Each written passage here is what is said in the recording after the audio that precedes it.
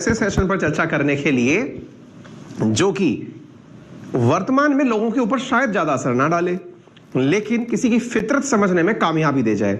क्या बात कर रहे हैं हम, आइए विस्तार से चर्चा करते हैं। आपको पता है कुछ दिनों पहले मैंने आपसे एक लाइन बोली थी या मैंने एक सेशन किया था अपने चैनल के ऊपर जिसमें मैंने बताया था कि पोलैंड के ऊपर रशिया ने अपने द्वारा मिसाइल चला दी है। पोलैंड जो कि एक नाटो नेशन है उसके ऊपर मिसाइल चल जाना दुनिया को सख्ते में डाल दिया था। याद होगा ये घटना 15-16 नवंबर की है जिस समय पर G20 की बैठक इंडोनेशिया के बाली में चल रही थी। हमने आपको सेशन के दौरान बताया कि इस मिसाइल चलने से दुनिया इतनी चिंतित हो गई थी कि बाइडेन ने दुनिया के जितने भी बड़े नेशन हैं जो G20 में आए थे उनसे मुलाकात करने की कोशिश की। सब इन्वेस्टिगेशंस होने लगी कि यार नाटो के ऊपर रशिया ने मिसाइल चला दी है। लोगों ने इस प्रकार से पैनिक किया था कि शायद, और अचानक वर्ल्ड वॉर 3 और नाटो ट्रेंड करने लग गया था। लेकिन शाम होते होते न्यूज मार्केट में आना शुरू हो गई थी क्या कि यह मिसाइल रूस ने नहीं यूक्रेन ने चलाई थी। मतलब समझ रहे हैं आप इस बात का? अर्थात पोलैंड को टारगेट किया यूक्रेन ने मिसाइल चला करके ताकि दुनिया को लगे कि रूस ने पोलैंड पर चला दिया है, क्योंकि यूक्रेन और पोलैंड की तो दोस्ती है। लेकिन पोलैंड चूंकि नाटो देश था तो रशिया को बदनाम करना सोचिए कितना आसान होता। बदनाम करने का अर्थ समझ रहे हैं आप? यहां बदनामी की कीमत चुकानी पड़ती है युद्ध के नाम पर, सैंक्शंस के नाम पर।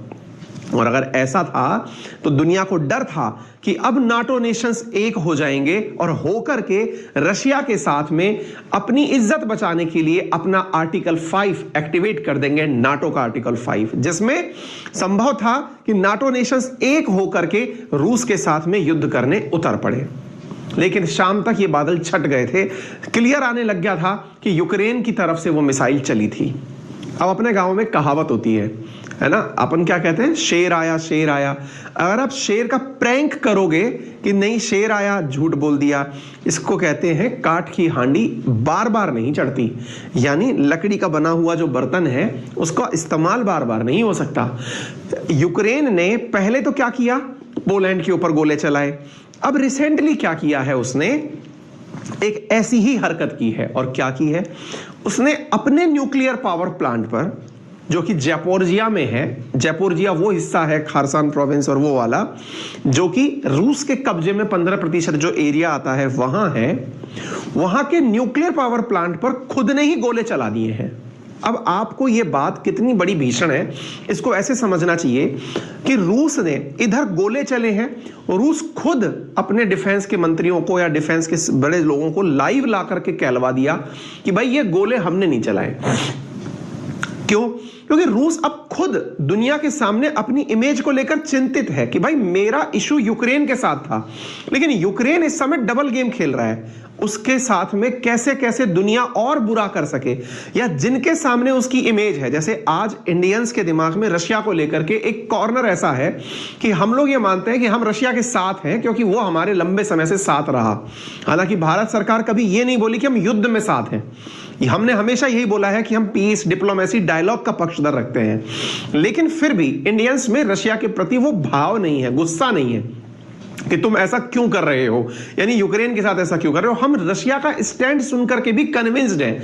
हमें ये लगता है कि जब हमारे उनके रशिया वालों के लोग यूक्रेन में रहते हैं तो ये यूक्रेन के अंदर रशियंस जो रह रहे हैं उन पर जो अत्याचार हो रहे थे उन्हें रोकने के लिए अगर पुतिन ये कहते हैं कि मैंने एक स्पेशल मिलिट्री ऑपरेशन किया, तो हम भले ही पब्लिकली, इंडिया वाले पब्लिकली जाकर के ये ना कहते हो कि हम रूस के पक्ष से युद्ध लड़ रहे हैं, या हम इंडिया वाले रूस को चीयर कर रहे हैं कि वेरी गुड, तुम बहुत अच्छा किए, लेकिन फिर भी कहीं ना कहीं हमारे मन में एक सॉफ्ट कॉर्नर है। उसकी बहुत सारी लीगेसी है जो पूरी दुनिया जान चुकी है कि इंडियंस जो है वो रशिया को लेकर के थोड़ा सॉफ्ट कॉर्नर रखते हैं। और कॉर्नर के पीछे का बड़ा कारण है हमारे बेकार समय में, हमारे बुरे समय में रूस ने जो हमारा साथ दिया वही आज हम उसको वापस लौटा कर दे रहे हैं। लेकिन अगर मैं आपको यह कहूं कि भाई रूस ने एक इतना बड़ा बेकार काम कर दिया जिसकी वजह से लाखों लोगों की जान तड़प तड़प के चली गई, तो आपकी इमोशंस में ना उसके प्रति एक खिन्नता का भाव पैदा होने लगेगा। जब भी किसी बेगुनाह की मौत होती है, चाहे वो किसी की वजह से भी हो, हर व्यक्ति सिंपैथाइज करता है उस बेगुनाह के साथ कि भाई चाहे हम किसी की तरफ से भी हो, लेकिन किसी बेगुनाह की जान नहीं जाना चाहिए। युद्ध अगर हो रहा है तो सेनाओं के बीच में हो, आम आदमी की मौत ना हो। लेकिन यूक्रेन क्या करता है, वो आम आदमियों को दिखाता है मीडिया में, देखिए इसकी वजह से ये मर गया, ताकि आप सिंपैथाइज करना बंद करें। ऐसा ही एक दांव फिलहाल चलता हुआ दिख रहा है साथियों। न्यूक्लियर पावर प्लांट एक उनके यहां पर जयपुर नामक है जगह है, वहां पर एक न्यूक्लियर पावर प्लांट है। अच्छा, वो कैसा पावर प्लांट है उसके बारे में मैं थोड़ा सा पहले बता देता हूं, फिर हम सेशन को स्लाइड दर स्लाइड लेकर चलेंगे। ये पावर प्लांट वो है जो कि यूक्रेन के 20% क्षेत्र को बिजली उपलब्ध कराता है। चलिए दूसरा पॉइंट सुनिए, ये वो न्यूक्लियर पावर प्लांट है जो यूरोप का सबसे बड़ा पावर प्लांट है। ये वो न्यूक्लियर पावर प्लांट है जिसके ऊपर युद्ध की शुरुआत में गलती से बॉर्डर एरियाज में रूस से गोले गिरे थे, लेकिन उसके बाद रूस खुद तैयार हुआ कि इस स्थिति में चूंकि यह क्रिटिकल क्षेत्र है, अगर इसके ऊपर कहीं से भी कोई बॉम्ब गिर गया तो जो त्रासदी मचेगी वो त्रासदी न्यूक्लियर बॉम्ब से भी नहीं मच सकती, इतना न्यूक्लियर पावर प्लांट से मच सकती है। आपके दिमाग में सवाल आएगा, क्या बात कर रहे हो, हमें तो ऐसे लगता है इंडिया में खूब सारे न्यूक्लियर पावर प्लांट बने रखे हैं, दुनिया भर में न्यूक्लियर पावर प्लांट है, उनसे क्या चिंता होना। आइए मैं आपको बताता हूं साथियों, न्यूक्लियर बॉम्ब से ज्यादा खतरनाक है। अगर मैं ये बात बोलता हूं तो इसके पीछे की एक कहानी सुनाता हूं। जो आज का यूक्रेन है ना, ये यूक्रेन पहले 1991 से पहले यूएसएसआर का ही हिस्सा हुआ करता था, यानी रूस और यूक्रेन एक हुआ करते थे। 1986 के दौरान चेरनोबिल नामक जगह पर ऐसे ही एक न्यूक्लियर ट्रेजेडी हुई थी। ये भी यूक्रेन, आज वो चेरनोबिल वर्तमान यूक्रेन में ही है। जब चेरनोबिल ब्लास्ट हुआ था तो साथियों उस ब्लास्ट का इंपैक्ट कितना था इससे आप अंदाजा लगा लीजिए। कुछ जानकार कहते हैं जो हिरोशिमा के अंदर बम फटा था ना, नुक्लियर बम जब सबसे पहले अमेरिका ने चलाया था जापान के ऊपर हिरोशिमा और नागासाकी पर, तो जो हिरोशिमा पर बम चलाया था ना उसका लगभग 40 टाइम्स ज्यादा पावरफुल था क्या, इस चेरनोबिल का न्यूक्लियर रिएक्टर फट जाना या इसका गैस का लीक हो जाना। यानी हिरोशिमा जैसी 40 बार घटनाएं। कई लोग तो इस फिगर को 40 की जगह 400 भी कोट कर देते हैं। फिगर जो भी हो, इतना सा समझ लीजिए कि यहां पर इतनी रेडिएशंस निकली थी कि जितने भी पेड़ थे वो पेड़ लाल रंग के बन करके सूख गए थे। ब्लास्ट की गर्मी से नहीं, इतनी रेडिएशन पेड़ों ने एब्जॉर्ब की थी कि वो पेड़ अपने अंदर का कलर बदल चुके थे, लाल रंग के हो गए थे, और आज भी उस क्षेत्र को रेड फॉरेस्ट के नाम से जाना जाता है। आप इससे अंदाजा लगाइए कि कैसी त्रासदी देखी गई है दुनिया में, न्यूक्लियर त्रासदी। अब इसके साथ क्या कहना चाहते हो? कहना यह चाहते हैं कि यह तो वो प्लांट था जिसके बारे में कभी चर्चा ही नहीं थी, लेकिन जिस प्लांट पर वर्तमान में न्यूज सुन रहे हैं इसका नाम है ज़ैपोरिज़िया, जो यूरोप का सबसे बड़ा न्यूक्लियर पावर प्लांट है। वर्तमान में यूक्रेन में है और यूक्रेन के उस हिस्से में है जिस पर रूसी कब्जा है। आपको जानकारी हो, रूस ने इस क्षेत्र में एक प्रकार से दुनिया को यह लगे कि मैं इस प्लांट को कोई नुकसान नहीं पहुंचाऊंगा, इस प्लांट के ऊपर IAEA इंटरनेशनल एटॉमिक एनर्जी जो एजेंसी है जिसका मुख्यालय वियना में है, उसके लोगों को बिठा रखा है कि भाई आप लोग आइए, अंतरराष्ट्रीय स्तर के जो लोग हैं जो एटॉमिक एनर्जी में जानकारी रखते हैं वो ज़ैपोरिज़िया आकर बैठें, इस प्लांट की निगरानी वही लोग करें, ताकि आपको यह रहे कि ना तो यूक्रेन नुकसान पहुंचाएगा ना जापान नुकसान पहुंचाएगा और मानव सभ्यता बची रहेगी।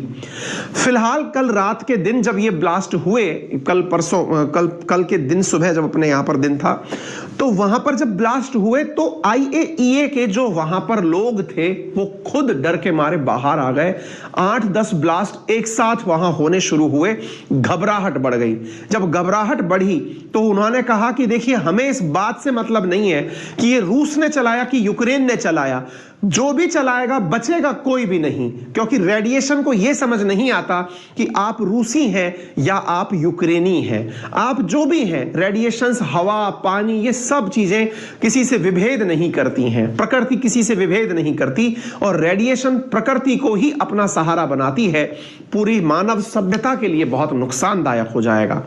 चूंकि यह बात ऐसी थी जिसकी वजह से जो सबसे बड़ा डेंट पहुंचता वो रूस की इमेज को पहुंचता, इसलिए रूस ने अपने द्वारा स्पष्टीकरण देने के लिए तुरंत वीडियो के सामने आए और कहा यह हरकत भी हमने नहीं की है।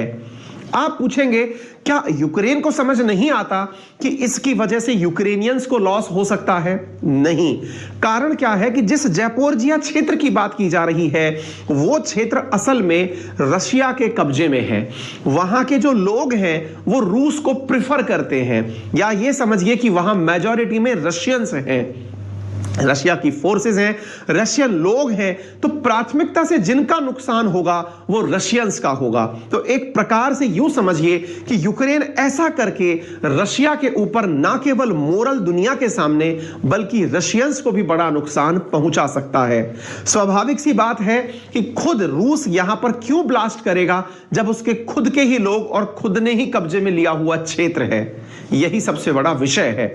इसीलिए कहा जा रहा है कि रूस को बदनाम करने की कहीं एक और साजिश तो नहीं, क्योंकि एक बार यह पोलैंड के केस में भी ऐसा कर चुका है। चलिए अब सिलसिलेवार करके मैं आपको सारी घटनाओं को क्रम दर क्रम समझाता चलता हूं, सारी न्यूज में आपको दिखाता चलता हूं। मैंने इसलिए इसको बहुत लंबा सा ब्रीफ कर दिया। Shelling of Zaporizhzhia is playing with fire से UN nuclear chief, United Nations के न्यूक्लियर चीफ IAEA की तरफ से यह कहा गया कि किसी ने भी अगर ज़ैपोरिज़िया के ऊपर शेलिंग की है तो वो अपने आप में आग से खेलने के बराबर है। यहां पर टास्क खुद लिखता है, कल के दिन खबर है कि shelling of Zaporizhzhia NPP nuclear power plant continue right now, 15 hit reported से रोसएटम, यानी कि ये जो रशिया का एनर्जी का वो है उसको रोसएटम कहते हैं, बोले वहां शेलिंग चल रही है, रशिया इसको रिपोर्ट कर रहा है कि यह काम हमारा नहीं है। आप यहां पर ये न्यूक्लियर पावर प्लांट देख सकते हैं और यहां पर जो शेलिंग के वजह से जो भाप सी निकल रही है, यानी गोले बारूद की वजह से चलती हुई वो चीज देख सकते हैं। ये रशियन डिफेंस मिनिस्ट्री की तरफ से स्पोक पर्सन है। इन्होंने पब्लिकली आकर के कहा कि ऑन नवंबर 19 आर्टिलरी, मैं इसको दोबारा चला के सुना देता हूं, इन्होंने क्या कहा, on November 19 artillery of armed forces Ukrainian fire 11 large calibre shell on the territory of nuclear power plant. ये इनके द्वारा दिया गया बयान है। On the morning November 20 Ukrainian troops fired twice at territory of the nuclear power plant on the morning of November 20। यहां पर दोबारा से शेलिंग की गई है। यह रशिया की डिफेंस मिनिस्ट्री ने दुनिया के सामने पब्लिकली आकर के यह बात बोली है। Kiev regime does not stop its provocation aim to creation the threat of man made catastrophe at Zaporizhzhia nuclear power plant, fresh shelling near Zaporizhzhia nuclear power plant. ये आप देख सकते हैं, गोले गिरने की वजह से जो नुकसान होता हुआ दिख रहा है वो समझ में आ रहा है। इस वजह से अंतरराष्ट्रीय स्तर पर जो एजेंसी है जो न्यूक्लियर हमलों से बचाने का या फिर न्यूक्लियर रिएक्टर्स का निगरानी करती हैं, उनका कहना है कि भाई ये किसी का भी हो, आप कोई भी इस तरह की हरकत मत करिए। यूनाइटेड नेशंस के तत्वाधान में इंटरनेशनल एटॉमिक एनर्जी एजेंसी ने कहा कि powerful explosions shook place Zaporizhzhia nuclear power plant last night and today IAEA expert at Zaporizhzhia nuclear power plant report a dozens plus blast from apparent shelling and some side building system equipment damaged but none so far critical for nuclear safety and security। ये इनके द्वारा report दी गई 20 नवंबर यानी कि कल के दिन। Whoever is behind this it must stop immediately। आप में से कोई भी इसके पीछे जिम्मेदार हो, चाहे रूस हो या यूक्रेन हो, आप इस काम को ना करें। You are playing with fire। The DG renew his urgent appeal to Ukraine and Russia to agree implementing a nuclear safety security zone around Zaporizhzhia। I am not giving up until this zone has become a reality। यहां पर IAEA पूरी तरह जमा हुआ है और वो request कर रहा है कम से कम इस क्षेत्र को दोनों लोग मिलकर के छोड़ दो, ये समझ के छोड़ दो कि यहां पर हम किसी भी प्रकार से कोई भी इंटरफेरेंस नहीं करेंगे। Explosion at Zaporizhzhia nuclear power plant, ये आप तस्वीरों के माध्यम से देख सकते हैं। यूक्रेन को ब्लेम किया जा रहा है। IAEA कौन है, क्या है, वियना में इसका ऑफिस है, कौन इसका हेड है? यहां पर राफेल ग्रॉसी करके जो व्यक्ति हैं वो इसके हेड है और वो इस बारे में दुनिया से अपील कर रहे हैं। उम्मीद